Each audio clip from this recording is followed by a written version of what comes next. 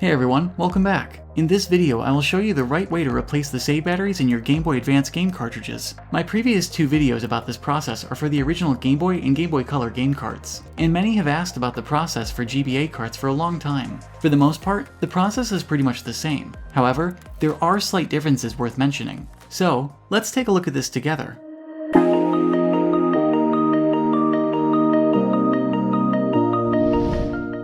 Like in my previous save battery tutorials, I'm experiencing save problems with the game, Metroid Fusion for the Game Boy Advance. If I save my game and restart the console, I find that my save data isn't available. We've seen this before, and it typically means that it's time to replace the game's save battery.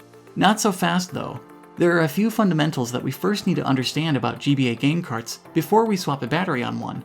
Where original Game Boy and Game Boy Color game carts use SRAM for game save data, the more modern GBA game carts utilize either SRAM, FRAM, EEPROM, or flash memory for storing game saves. SRAM is by far the most common one though, since it's the cheapest and most abundantly available. Looking at this typical Game Boy Advance game PCB, you can see that it has a mask ROM chip on it for storing the actual game. That's located underneath this battery. The battery is used to maintain a constant flow of power to the SRAM chip located here, which is where your save data is stored. If this battery ever dies, it clears your save data and the cart can't save anymore until you replace it. In a nutshell, this is pretty much how Game Boy and Game Boy Color games work too. But now take a look at this Game Boy Advance Pokemon game. The PCB is slightly different and has some extra components on it.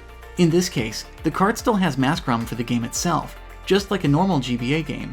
But instead of SRAM here, it has flash memory for storing game saves, which doesn't require power to retain data.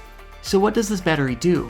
It's actually used to power the real-time clock unit on this board, which is assisted by this crystal for keeping accurate time.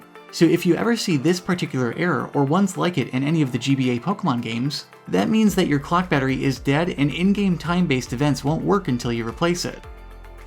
Now before we move on to the tutorial, I just want to address a few more things. First, we'll be using a CR1616 coin cell battery in this tutorial. Original Game Boy and Game Boy Color game carts have more internal space than GBA carts, so they can fit the CR1616, CR2025, and even CR2032 cells inside of them. However, Game Boy Advance game carts only have enough physical internal space for CR1616 coin cells, since the battery is positioned over the mask ROM chip. Second, don't be confused by this chip on typical GBA carts with SRAM. It looks similar to an RTC chip, but it's actually just a power IC for controlling the onboard SRAM, so don't pay any attention to it. And third, bootleg GBA game cart PCBs are an entirely different animal, and there are many different variations of these carts out in the wild. I've covered several of these carts in the past in other videos, and I intend to cover more of them in the future. At any rate, now that you know all about the majority of Game Boy Advance game carts, I'll now demonstrate how to replace the batteries in them. Let's begin.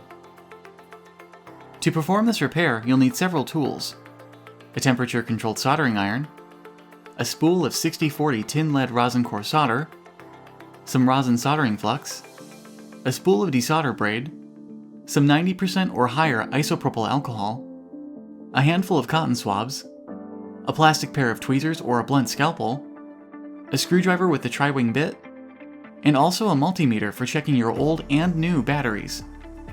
To find some tabbed coin cell batteries, take a look on Amazon and make sure that you purchase them from a reputable seller. Remember that you're looking for only CR1616 cells. Here's the Metroid Fusion cartridge we'll be working on. We'll need to remove the PCB from the cartridge shell. Remove the tri-wing screw from the back of the cart. Slide down the front of the cart shell and pull it away, and then remove the PCB inside. This next point is where it would be useful to have a multimeter, since it will be helpful in testing the remaining voltage output of your game cart's battery. The RTC module on the GBA Pokemon carts can only function above a minimum level of 1.7 volts, and the SRAM on most GBA carts above 2.4 volts. As you can see, this battery is testing at well below those values. Next, prep your cart's battery tabs with some flux to clean off surface oxidation. And then use your soldering iron and some plastic tweezers, or a scalpel tool like I am, and melt the solder joints on the tabs and lift the old battery away from the PCB.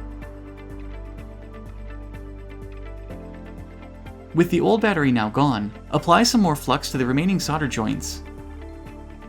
And then use your iron and some desolder braid to remove all of the old solder from the pads.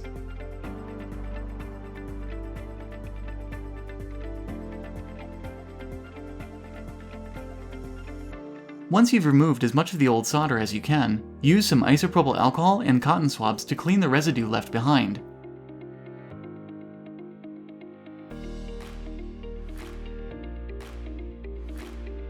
Now it's time to install the new battery. Prep the cleaned pads on the cart PCB with some fresh flux. Because of the orientation of the save battery over the mask ROM chip on the PCB, it's helpful to slightly bend the tabs on the new battery downwards so that they'll be in closer contact with the pads on the board. With the legs on the new cell now bent, place the new battery onto your game PCB in the proper orientation, with the positive tab of the battery connecting to the positive battery pad on the PCB, as shown here. Then use your iron to heat each pad and corresponding tab, and add some solder.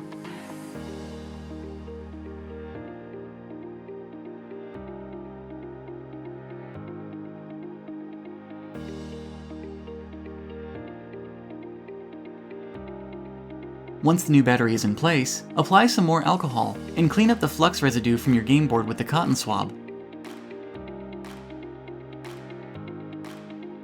Also use this time to clean the slot connector pins of your cart as well, since they're easy to clean this way. All that's left is to reassemble your cartridge in its shell. Place the PCB in the back half and slide the front half on over it, and then reinsert and secure the single screw in the back of the cart. Your Game Boy Advance game cartridge now has a new battery. Once a new battery is installed, you should test it to see if your save data stays on the cartridge now. For Pokemon carts, all you have to do is boot into the game to see if you still get a clock-related error message. These two game carts seem to be working now.